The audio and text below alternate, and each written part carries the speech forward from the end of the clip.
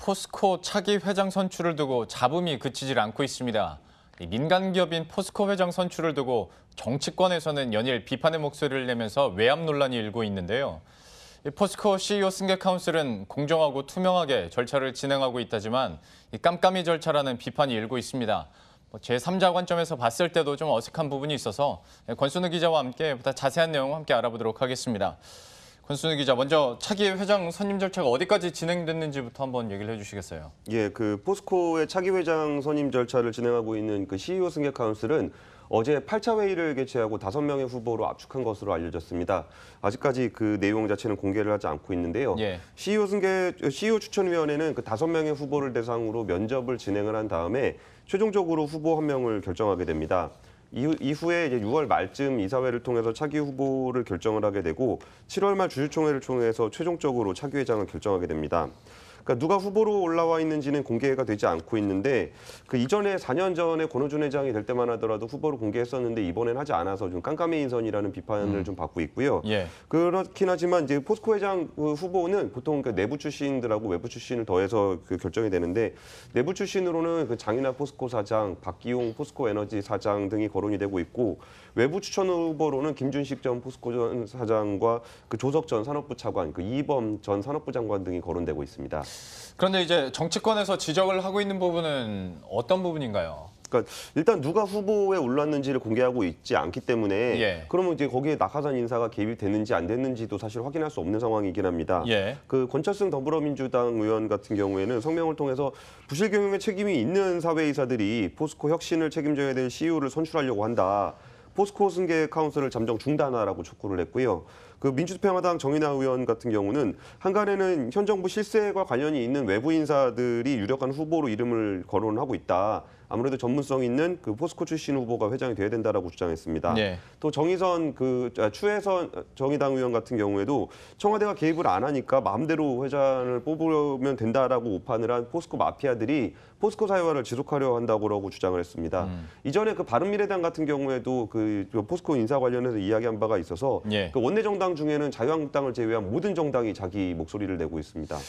물론 포스코가 우리 경제에서 아주 주요한 역할을 하고 있으니까 관심은 많은 건 알겠는데 정치권에서도 약간 이런 모든 당들이 다 얘기를 하는 거면 뭔가 특정 후보가 각 당에 있는 건가라는 괜한 생각도 들고 좀 분위기가 어떤가요? 그러니까 지금 제가 말씀드린 그 워딩 자체로만 보기에는 이게 뭐 그냥 원론적인 얘기 같이 들리거든요. 예. 뭐 이렇게 뭐 낙하산 인사하면 안 된다. 당연히 하면 안 되죠. 모든 그렇죠. 사람이 다 공감할 수 있는 그런 얘기인데 사실 얘기를 꼼꼼하게 잘 따져보면은 특정 후보를 연상할 수밖에 없는 어구들이 있습니다. 예. 예를 들어서 그 포스코 회장 있은 이후에 포스코 회장은 이제 민간기업 회장을 뽑는 거잖아요. 근데 예. 국회에서 좌담회를 3번이나 할 정도로 남의 회사 인선에 좀 많은 분들이 관심을 가지고 있는데요. 일단 민주당 후보의 말을 이렇게 다시 한번 뜯어보면은 적폐 세력들이 자기들끼리 CEO를 뭐 새로 선출하려고 한다라는 얘기는 예. 결국 외부 출신이어야 된다는 얘기거든요. 그렇죠. 근데 외부 출신으로는 지금 이희범, 조석 등 이제 이전 그 참여정부 시절의 그 관료들이 있습니다. 네. 그럼 외부 출신이 해야 된다는 얘기는 저 사람들이 해야 된다는 얘기거든요. 좀 좁혀지긴 하죠. 예, 그럼 민주평화당 같은 경우는 외부 출신이 하면 안 된다. 네. 내부 출신이 해야 된다. 그러는데 그 얘기를 말씀하신 분 지역구가 이제 광양이에요. 예. 광양제철소장 출신이 그 김준식 전 사장은 내부 출신이거든요. 또 그렇게 되네요. 그러면 이제 그분이 해야 된다는 얘기로 보이기도 하고, 예. 그리고 이제 그 정의당 같은 경우에는 이제 그 전주장 회장의 자원외교 밑그림 그린 사람 하면 안 된다라는 얘기는 결국 이제 박기용 포스코 에너지 사장을 연상을 할 수밖에 없습니다. 예. 그래서 결국에는 이제 이런 얘기들이 정치권이 하는 얘기가 결국은 자기가 원하는 사람을 꼽기 위한 얘기가 아니겠느냐라는 분석들이 나오고요. 그리고 이제 모 시민단체는 서울중앙지검에다가 포스코 회장 인선 이대로 하면은 개입했다는 설에 대해서 수사를 해달라라고 요구를 하기도 하고 포스코 회장을 그 인선을 둘러싼 잡음은 굉장히 좀 커지고 있는 상황입니다. 그러니까요. 뭐 권순우 기자가 얘기를 해준 것처럼 저 사람은 되면 안 된다라고 얘기를 하면서 그 반증으로 이제 그러면 우리 측이 특정 후보가 돼야 된다라는 그렇죠, 예. 걸로 우리 시장은 해석을 할 수도 있을 텐데 좀 이것도 좀 곰곰이 따져봐야 될 것 같고 또 다른 논란도 있다면서요? 그러니까 일단 이런 논란을 자초하게 된 후보 선정 과정에서도 매끄럽지 않은 부분이 분명히 있었습니다. 예. 그 이제 승계 카운슬은 벌써 이게 8번이나 회의를 하고 있어요. 그 회의에서 하는 내용이 이제 외부 추천으로 이렇게 후보를 8명 압축하는 과정인데 예. 이걸 8차례 회의를 하면서 이제 중요한 건 저 6차 회의입니다.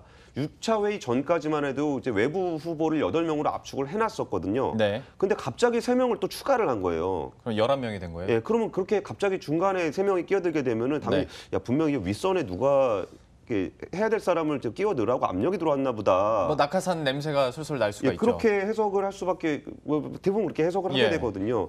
그리고 이제 추가로 그러면은 이제 설명을 해야 되잖아요. 왜 3명을 추천을 했는지를 이거 설명을 하는데 그 카운슬에서는 이제 30여 개 주주들로부터 추천을 받아가지고 이렇게 했다라고 했는데 나중에 알고 보니까 이제 주주 추천 후보가 한 명밖에 없었다는 거예요.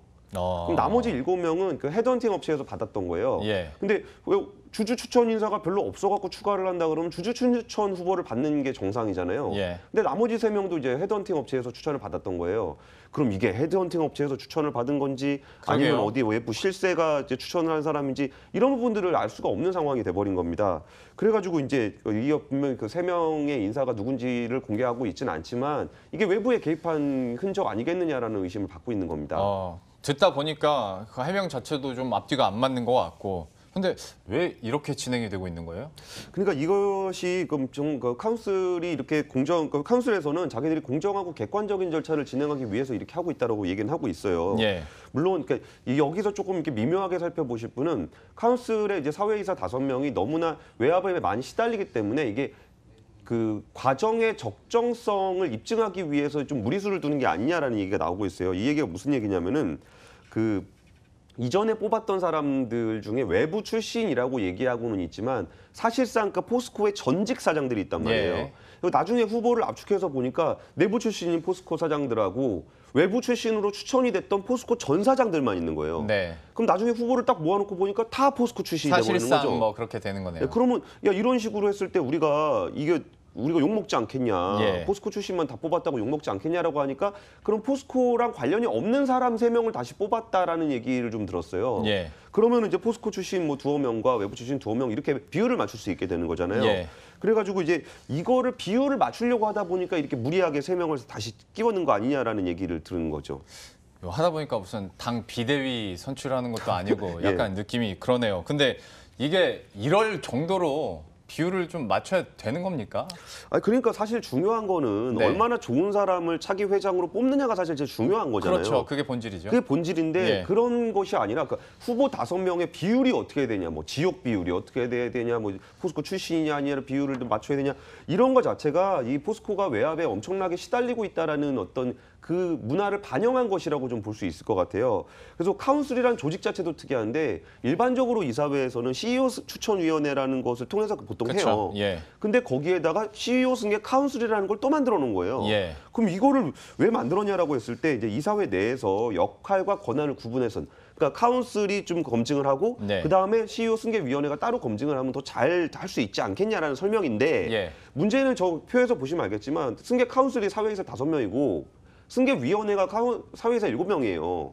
그러니까 두 번의 검증을 거친다는 느낌보다는 그냥 그대로 그 사람이 그 사람이에요. 또 된다는 그 느낌이네요. 예, 그러니까 저기 승계 카운슬의 5명이 승계위원회 5명하고 똑같기 때문에 예. 자기가 후보를 골라서 자기가 면접을 하는 거랑 별반 차이가 그쵸. 없어요. 그러면 예. 이 굳이 이렇게 절차를 이렇게 만들어 놨어야 되느냐라는 것도 그게 되는데 지금 요새 그 철강 산업이 좀 중국이라든지 미국의 어떤 미역 분쟁 이런 것 때문에 굉장히 힘든 상황이거든요.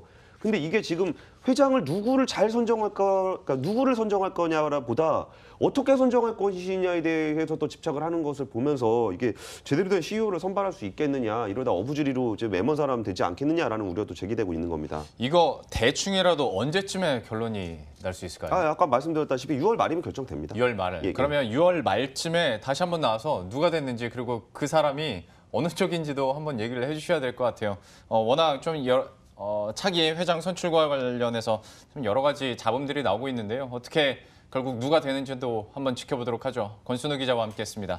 고맙습니다. 고맙습니다.